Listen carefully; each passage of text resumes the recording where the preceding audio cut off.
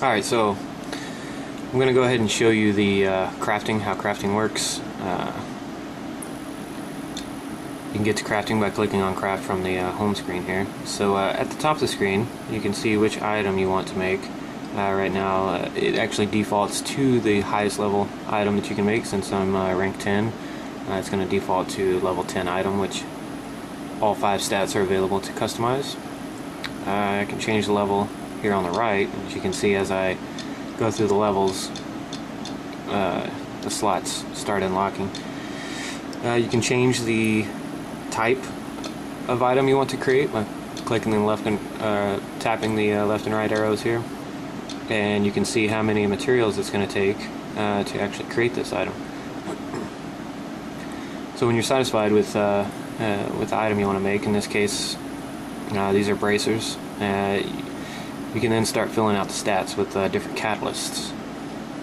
So the catalysts are what determine what type of stat.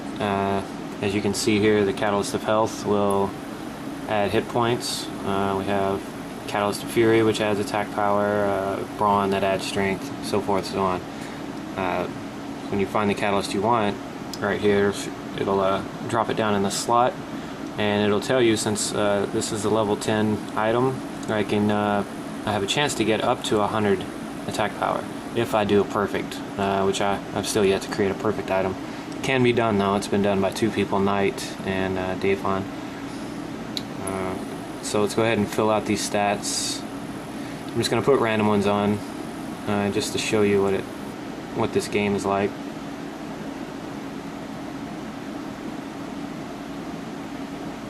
Oh, and it was telling me that I had a duplicate. You can only have one of each type of stat on it.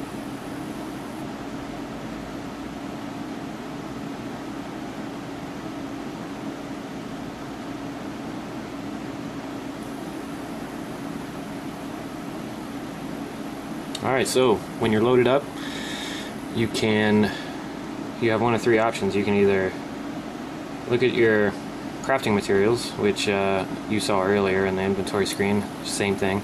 Go back home to the home screen, or you can craft. So when you craft, it's going to show you the mini game works like this. Some bubbles are going to appear on the screen, and they're going to have a number on them, and you have to tap them in numerical order. It goes up to 25, so you're going to tap 1 through 25, and then it's going to start. Then you're going to have to go back from 25 back down to 1, and just keep doing that over and over. Depending on the color of the bubble, the color represents the stat. So the one I put in the first slot, that's stat 1, which is going to be your red. Green will be stat 2. Blue will be stat 3, yellow 4, and purple 5. So when we're ready to go here, I'm going to see if I can do this. I don't know how well I can do while I'm trying to record here and keep the screen centered, but I'll do my best. And keep in mind, as this is going, the top of the screen is going to show how many taps you have. You score 1 point for a successful tap. If you miss hit, or one falls off the screen before you can tap it, it actually deducts 5 points. So it's much better to go slow and get as many as you can, as opposed to mishitting or letting them fall off the screen. So let's give this a shot.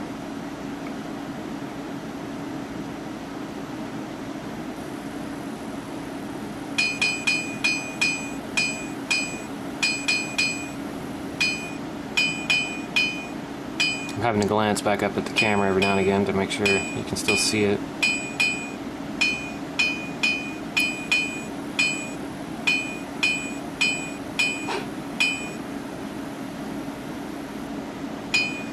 And I'm just going to show you what it does. See, if you miss, if you don't hit them in time, they'll actually fall off the screen. And there's a little guide that you can see running around the board. If you follow the guide, you'll actually create an average item. It'll be probably a little bit better than items that drop. But if you really want to do well and get 100%, you'll need to go faster than this little guide that's running around the screen. So keep keeps track of all the number of taps at the top of the screen. I think to get a perfect 100% item, you have to have 45 hits of each color. I believe that's what it was. You have your time limit here at the bottom. Time runs out, game's over, and points are tallied, and your gear is given to you. I'll show you that. Okay, so I earned 13 pixels for creating this item. That tells me that I had 14 successful taps. This is a pathetic piece of gear which will probably be salvaged for the materials. You do not get the catalyst back from crafted gear. You only get the materials back. But as you can see, forged cuffs of power.